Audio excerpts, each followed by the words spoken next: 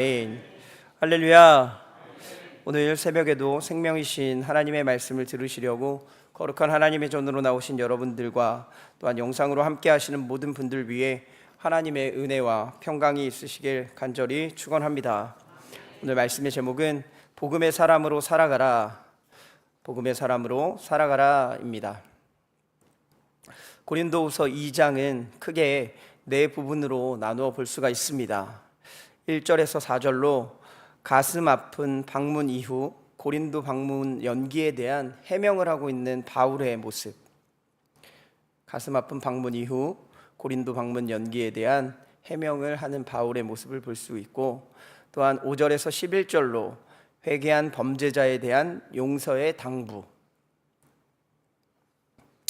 12절에서 13절로 사역에 대한 변호를 하게 된 배경, 마지막 14에서 17절로 사도직에 대한 바울의 인식, 이 네 가지로 나누어서 고린도후서 2장을 살펴볼 수가 있습니다. 우리는 지난 시간 고린도후서 1장 말씀 나누었습니다. 1장에는 고난 가운데 임하였던 하나님의 위로하심에 대한 바울의 감사의 내용을 담고 있다는 것을 우리는 살펴보았습니다. 환난 때마다 위로를 주시는 하나님을 찬양하는 모습을 나타내고 있으며 감사를 표현하고 있는 바울의 모습을 살펴볼 수가 있었다는 겁니다. 다른 어떤 위로보다 하나님의 위로를 최고로 삼는 모습을 보여주었던 이 바울은 고린도 교회에도 같은 위로가 있길 바란다라고 말씀하였습니다. 그리고 그 위로를 받는 사람은 하나님만을 의지하는 사람이라고 말씀하였습니다. 그런 하나님을 의지하는 사람들에게는 참된 평안을 주시는 성령께서 임재하여 주신다라고 말씀하시면서 위로를 받기 위해서는 믿음 가운데 서서 하나님을 의지해야 한다라고 바울은 말씀하였습니다. 그리고 나서 오늘 본문 고린도서 2장의 말씀이 시작됩니다. 바울은 그들을 아끼기에 다시 고린도에 가지 않았다라고 말하면서 그들의 믿음을 주관하지 않고 도리어 그들의 기쁨을 돕고자 한다라고 말씀합니다. 그래서 그들에게 근심 중에 나아가는 대신 넘치는 사랑으로 이 편지를 쓰고 있다라고 기록을 하고 있습니다. 성도들을 근심하게 했던 자들을 용서해야 하는 이유는 사탄에게 속지 않기 위함이다라고도 말하고 있으며, 바울은 드로아에서 디도를 만나지 못해 마게도냐로 갔다라고 이야기하면서 바울은 자신들로 말미암아 그리스도 아는 냄새를 너희들이 각처에서 나타내야 된다라고 말씀을 하였습니다.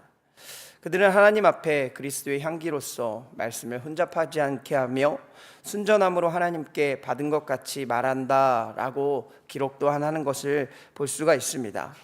그렇다면 오늘 본문을 통해 과연 복음으로 살아가는 사람은 어떻게 살아가야 되는가라는 것에 대한 영적인 교훈과 기도의 제목을 삼고자 합니다.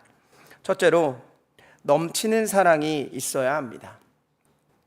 넘치는 사랑이 있어야 합니다. 1장 마지막 단락에서 2차 고린도 방문 계획을 변경한 대한 이유를 밝히는 바울이었는데, 자신의 사역의 진실성을 변호한 바울의 모습에 이어 고린도 교회를 다시 방문하지 않고 지연하고 있는 이유에 대해서 바울은 오늘 2장 초반에서도 변호를 하면서 시작을 하는 모습을 나타내고 있습니다. 바울이 고린도 교회에 가지 않았던 이유는 그 고린도 교회의 유익을 위해서였다라고 말씀을 합니다. 진심으로 고린도 교회를 사랑하는 모습을 보여주고 있다라고 말씀합니다. 이것이 왜 사랑이라는 이름으로 불릴 수 있냐면, 문제를 일으켰던 고린도 교회의 교인들이 아직 그 고린도 교회 안에 남아 있었고 아직 그곳에서 신앙의 생활을 하고 있었기 때문이었습니다. 바울이 만약 고린도 교회에 방문을 하게 된다면 문제를 해결하는 방법으로 그들을 징계하는 모습을 보여야 했기 때문에 바울은 지금 이렇게 자신을 변호하고 있는 겁니다. 그렇게 되면 바울이 거기 가서 징계를 하게 되면 고린도 교회의 상황은 더욱 악화될 것이고 고린도 교인들이 크게 상처를 입을 것이기 때문이었습니다. 바울은 이러한 결과가 초래되기를 결코 원하지 않기 때문에 다시 고린도 교회에 방문하지 못하고 있다라고 지금 말씀을 하고 있다는 겁니다. 너무나 고린도 교회를 사랑했기 때문입니다. 그래서 그는 고린도 교회의 상황이 많이 호전되고 상황이 좋아지기 전까지 고린도 교회의 방문을 연기하며 기다려주는 모습을 보여주고 있다는 겁니다. 그렇다고 이 바울이 그냥 가만히 앉아서 호전되기를 기다렸던 것은 아니었습니다. 먼저 디도라는 사람을 통해서 고린도 교회에 고린도전서의 편지를 전달하였으며 그들의 상황, 문제들을 해결해서 다시 편지와 소식을 전해 듣기를 원하고 있었던 것이 바로 바울의 모습이었다라고 성경은 기록합니다. 수고 끝에 낳은 고린도 교회가 절대로 무너지는 것을 원치 않았던 바울의 진심 어린 마음이 이곳에 담겨져 있었다는 겁니다. 그래서 3절에 바울은 이렇게 말씀을 합니다.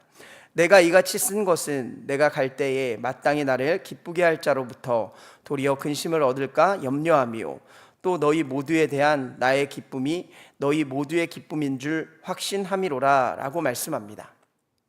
내가 갔을 때 사랑하는 교인들 때문에 근심을 얻지 않기 위해서 먼저 권면하고 해결할 수 있는 방법을 먼저 편지로 보내고 교회 내 상황을 호전시키라는 권면을 바울이 먼저 전달했다라는 것입니다.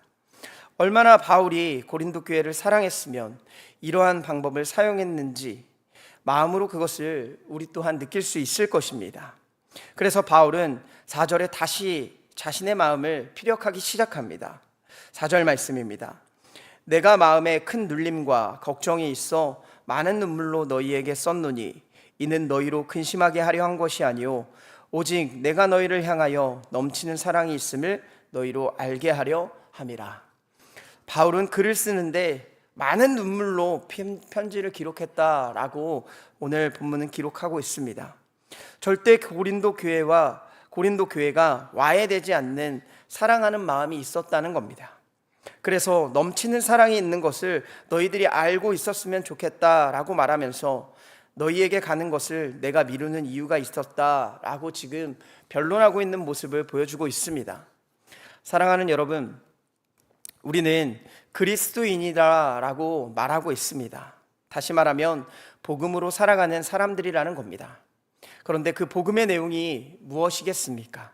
바로 사랑이라는 겁니다. 하나님이 우리를 사랑하셔서 독생자를 보내시고 죽이시면서까지 우리를 구원하신 것, 그것이 바로 복음이라는 겁니다.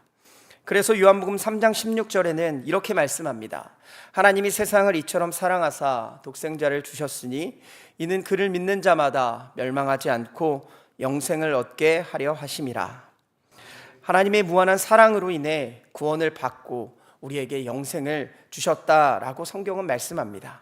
그렇기에 우리도 바울과 같은 이 하나님의 사랑을 실행하며 살아가야 하는 존재라는 것을 꼭 기억하시길 바랍니다. 우리는 우리의 원수까지도 사랑하는 존재가 되어야 하며 하나님의 자녀로서 하나님의 성품을 세상 가운데 드러내고 살아가야 하는 존재임을 꼭 믿으시기를 바랍니다. 오늘도 주님의 사랑을 이 땅에 펼치며 나아가시는 사랑하는 광림의 권속들이 되시길 간절히 축원합니다. 두 번째는 용서하는 삶을 살아야 합니다. 오늘의 말씀을 통해 바울의 인격적인 모습과 신앙적인 모습을 바라볼 수 있음에 너무나 감사를 드립니다. 사랑을 했던 바울은 권면과 책망을 하면서 고린도 교회에게 바라는 것이 있었습니다. 바로 회개하고 돌아오라는 것이었습니다. 마치 하나님께서 이스라엘 백성에게 계속해서 선지자를 보내셔서 돌아오라라고 말씀하신 것과 같이 회개하고 돌아오면 받아주겠다는 바울의 권면의 말씀이었습니다. 오늘 본문에 바울 이 또한 권면을 하면서 회개를 촉구하는 모습을 보여주었습니다.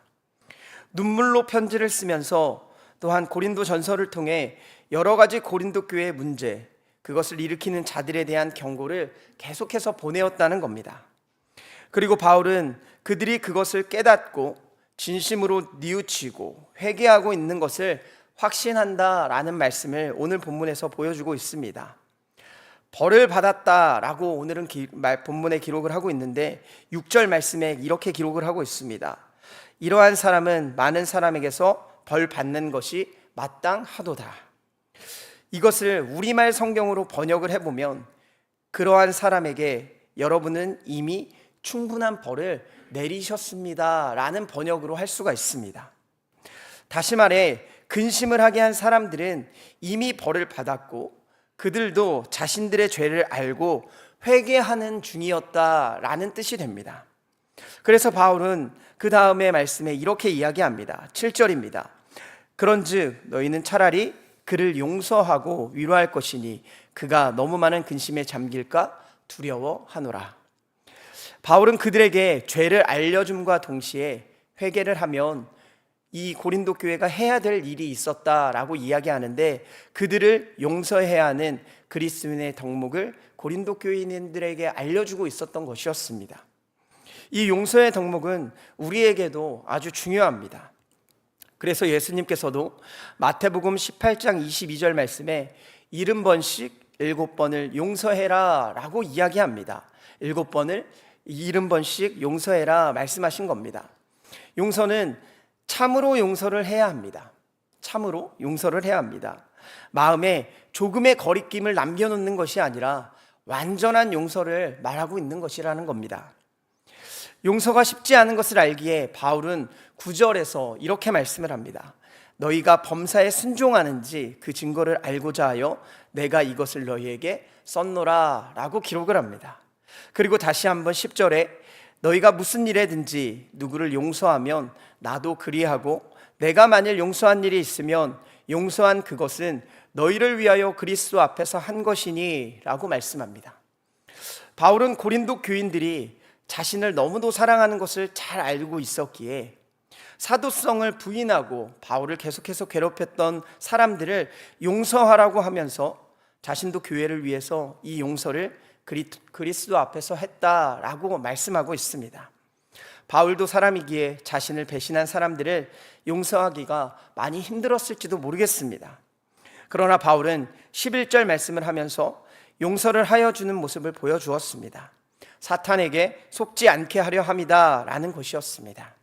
용서를 하지 못하게 하는 것은 사탄의 계략이다 라고 말씀을 하고 있는 겁니다. 우리가 서로 사랑하지 못하게 만드는 것은 사탄의 하는 일이다 라고 말씀을 하는 것과 다름이 없습니다. 사랑하는 여러분, 사랑하는 것이 너무나 힘드신 분이 있으실지 모르겠습니다. 그러나 바울은 오늘 용서를 통해 그리스도인이 살아가야 할 방법에 대해서 다시 한번 권면하고 있습니다.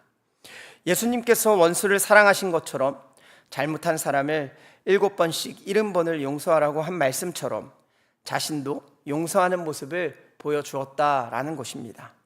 우리 또한 이 세상에 살아가면서 용서 못하는 일들이 있을지도 모르겠습니다.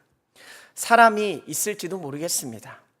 하지만 그들이 회개하고 죄를 뉘우치고 하나님 앞에 사람 앞에 나왔다면 우리 또한 그들을 용서하며 살아가야 함을 꼭 기억하시길 바랍니다.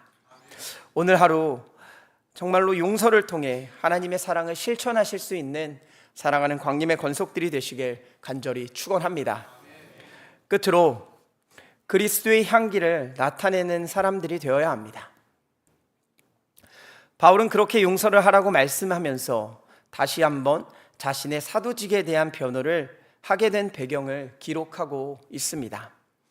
12절과 13절을 통해 그렇게 말씀을 하고 나서 14절부터 사도로서 그리스도인으로 살아가야 하는 방법에 대해서 다시 서술하며 편지를 쓰기 시작했습니다. 바울은 당시 사람들이 알기 쉽게 비유를 통해 말을 이어나가고 있는 모습을 보여줍니다. 그 당시 로마 군대의 개성 행진을 살펴보면 전쟁에서 승리하고 돌아온 로마의 장군들은 군대 모든 사람들을 이끌고 카피톨리누스 산에 있는 주피터 신전까지 행진하며 거기서 희생 제물을 바치고 향을 피웠다라고 이야기합니다. 그 향내가 온 거리에, 로마 거리에 진동을 했다라고 이야기를 하고 있습니다. 바울은 바로 이 향기에 자신을 비유하여 하나님의 심판과 구원을 전하는 그리스도의 향기로 묘사하고 있는 모습을 보여줍니다. 로마 시민들은 비록 거리에 나와서 개선 행렬을 보지 않더라도 향을 피우는 냄새 때문에 멀리서라도 무슨 일이 있었는지 알 수가 있었다는 겁니다. 이러한 개선 행렬에서 풍겨나는 향냄새는 적대 세력과 포로들에게 있어서는 패배와 죽음을 의미하였으나 로마 시민들에게 있어서는 승리와 안전의 상징이었었습니다. 바울은 결국 본문의 비유를 통하여 자신의 사도직이 인류에게 구원과 영생을 가져다 주신 예수 그리스도의 승리를 전하는 것임을 부각시키고 있는 모습을 보여줍니다. 그와 동시에 사단과 그 추종 세력들에게는 심판과 파멸을 의미하며 하나님의 백성인 성도들에게 있어서는 구원과 영생의 상징이 바로 그리스도의 향기였었습니다. 우리 또한 기도를 하고 우리를 표현할 때 그리스도의 향기가 나타나는 사람이 되라는 말을 가끔 하곤 합니다. 그리스도인들은 결국 예수 그리스도를 나타내는 사람들이 되어야 하며 그 예수 그리스도를 나타낸다는 것은 결국 복음을 합당하게 살아내는 사람이다 라는 뜻이 됩니다. 우리에게 과연 어떤 향기들이 나타나고 계십니까? 세상의 향이 나타나고 있는지, 그리스도의 복음의 향기가 나타나고 있는지 고민해 봐야 될 문제입니다. 사랑하는 여러분, 바울은 고린도 후서 2장을 통해 그리스도인들이 살아가야 되는 방법에 대해서 피력하며 설명하고 있습니다. 자신의 사도직의 변호를 통해 사랑을 하는 공동체요, 또한 서로 용서하며 살아가는 공동체, 그리고 그리스도의 향기를 나타내어야 하는 공동체가 바로 그리스도인들이다 라고 말씀을 하고 있습니다. 우리 삶 가운데 다른 사람들이 느끼기에 그리스도의 향기가 나타나는 사람들이 되시길 바랍니다.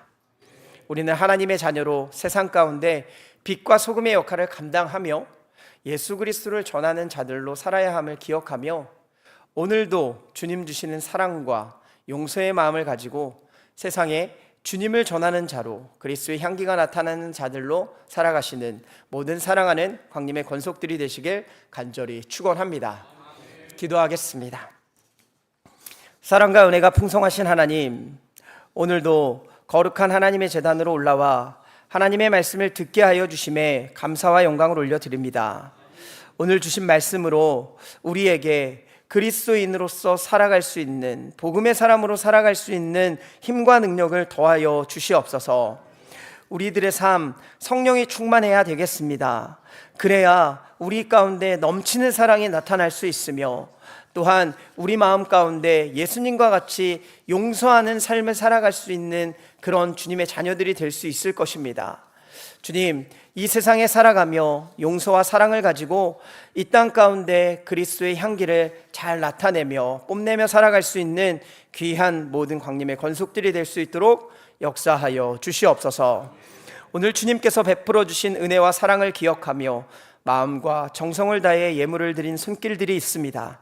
간절한 마음에 소원을 담아드린 감사원금 11조 1,000번제로 주님 앞에 예물을 올려드리오니 우리들의 기도에 응답하여 주시옵고 하늘의 신령한 복과 땅의 기름진 복으로 충만하게 채워 주시옵소서. 또한 몸과 마음과 영혼이 아픈 환우들이 있습니다. 성령님께서 아픈 부위에 친히 안수하여 주시며 치유의 능력이 나타나 깨끗하게 회복시켜 주시옵소서. 그렇게 하실 줄 믿고 감사드리며 사랑이 많으신 예수 그리스도의 이름으로 기도하옵나이다. 아멘.